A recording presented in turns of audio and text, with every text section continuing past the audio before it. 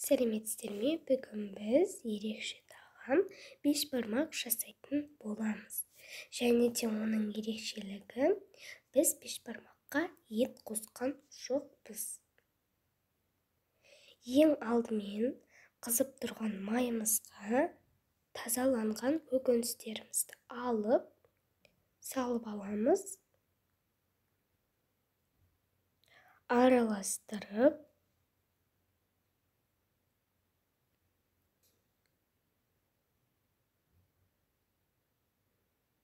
одан кейін тұзымызды салып,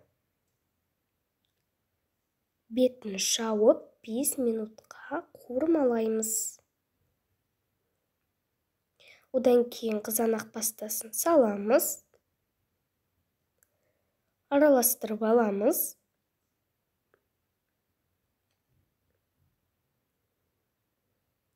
Бес 6 кружка суымызды құйып аламыз. Салқын судағы жұмыртқамызға жарты қасық тұзымызды салып, пісіруге жібереміз. Келесі кезекте қамырымыз, тұз ерітілген суымызға ұнымызды салып, мыжып, араластырып, қатты қылып қамыр илеп алатын боламыз.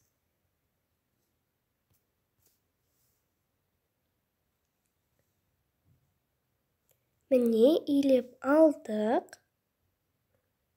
Осылай ретке келтіреміз. Бетін жауып қоямыз. Міне біздің көкөністеріміз пісті. Сүзгіштің көмегімен барлығын қалдырмай сүзіп аламыз. Ендігі кезекте қамырымызды жаямыз.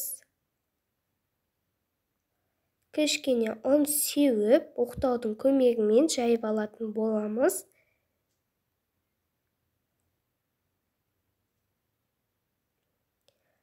Не қатты қалың емес, не жұқа емес, ортаса қылып жайып алатын боламыз.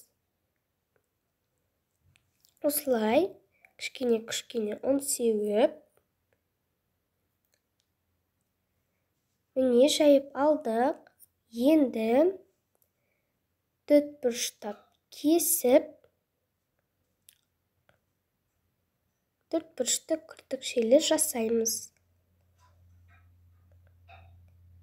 Міне сорпамыз дайын тұр. Кішкене мына бетіндегі майларын алып қаламыз.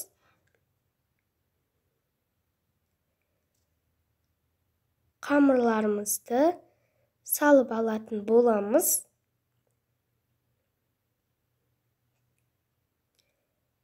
Мінеки осылай.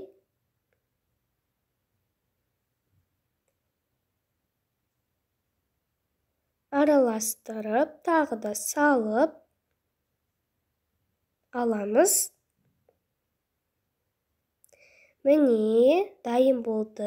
Енді сүзгіштің көмегімен жақсылап сүзіп, тәрелкемізге салып аламыз.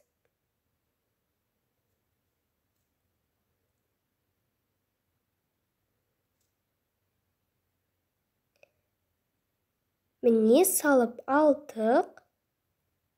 Енді жаңағы алып қойған тұздығымызды құямыз.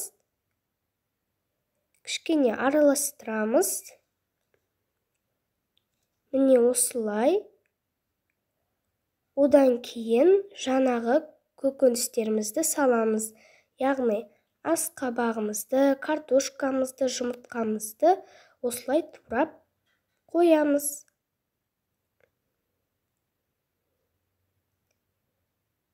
Кішкене тұздығымыздан құйып жібереміз. Міне біздің бешбармағымыз дайын. Міндетті түрде жасап көріңіздер. Және де ерекшелігі, ет қосқан жоқпыз. Ет болмаған жағдайда осы біздің жасаған 5 бармағымызды жасап көріңіздер. Сіздерге ұнайды деген үміттемін. Сәттілік, ас болсын.